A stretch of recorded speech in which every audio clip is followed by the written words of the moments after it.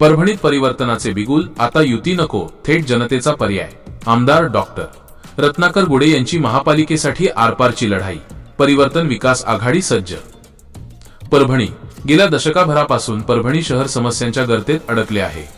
धूळ, कचरा आणि अस्वच्छतेने नागरिक बेजार झाले असून आता कोणत्याही राजकीय युतीच्या तडजोडीत न अडकता आम्ही जनतेला एक सक्षम आणि स्वतंत्र पर्याय देणार आहोत, अशी गर्जना आमदार डॉक्टर रत्नाकर गुडे यांनी केली. परभणी परिवर्तन विकास आघाडीच्या वतीने आयोजित पत्रकार परिषदेत ते बोलत होते. यावेळी शहराच्या कानाकोपऱ्यातून आलेले विविध क्षेत्रांतील मान्यवर आणि कार्यकर्त्यांच्या उपस्थितीने परिवर्तनाचा निर्धार अधिक दृढ झाला. डॉक्टर गुडे यांच्या भूमिकेतील 5 वज्र निर्धार. भ्रष्टाचाराला चपराक. मागील 10 वर्षांत विकासाच्या नावाखाली झालेल्या भ्रष्टाचाराचा पाढा वाचत त्यांनी सत्ताधाऱ्यांवर कडक टीका केली. मूलभूत गरजांना प्राधान्य. रस्ते, पाणी आणि कचरा व्यवस्थापन यांसारख्या प्रश्नांवर तात्काळ कृती आराखडा राबवणार.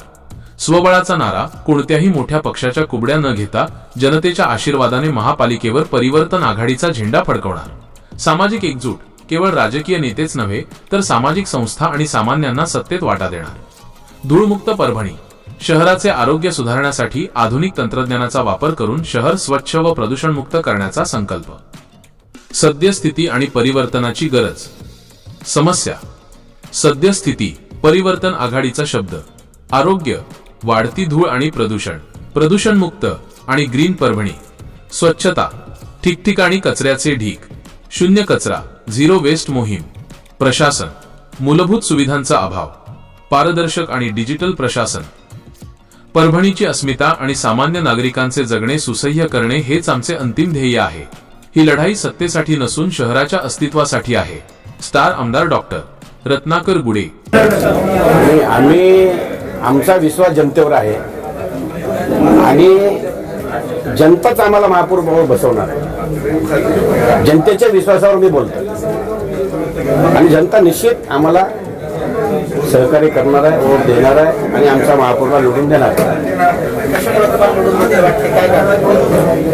आमचा नवीन चेहरा आहे. उदाहरण आहे गंगाखेडचं समोर तुमच्या माझ्या मतदारसंघातलं उदाहरण आहे. किती विकास झालेला आहे. आज एका शहरामध्ये 1100 कोटी रुपये आणले जातात. 1100 कोटीची कामं सुरू आहे. हे सगळं समोर आहे म्हणून मला जनता आमच्यावर विश्वास आहे.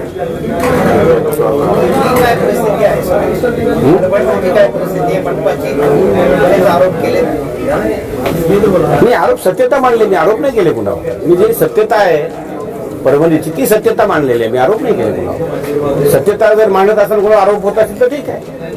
सत्यता आहे का नाही तुम्ही सांगा.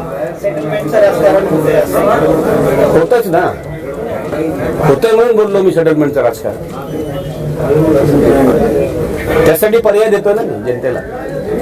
सगळे संस्थांना वाटून घेतले जिल्हा परिषदेकडे. हो घेतलेतच ना. तुमच्या समोर एक संस्थानं कोण कसे कसे वाटून घेतलेत ते. नाव घेत नाहीत. वेळ येईल तेव्हा घेऊ नाव. वेळ येऊ द्या. आता सुरुवात आहे. जेव्हा कोणी समोरून काही बोलत तेव्हा बघू. त्यावर काय लोकांना काय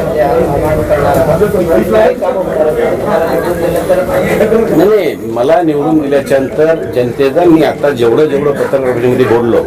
प्रथम माझं स्वच्छता असेल, लाईटचा प्रश्न असेल, पाणी पुरवठ्याचा प्रश्न असेल आणि जे जनतेचे सगळे मेन जे लोकहिताचे म्हणजे जे डेली बेसिस मध्ये जे असतात, जे प्रॉब्लेम त्यांचे असतात ते सगळ्या प्रॉब्लेमसाठी मी काम करतो.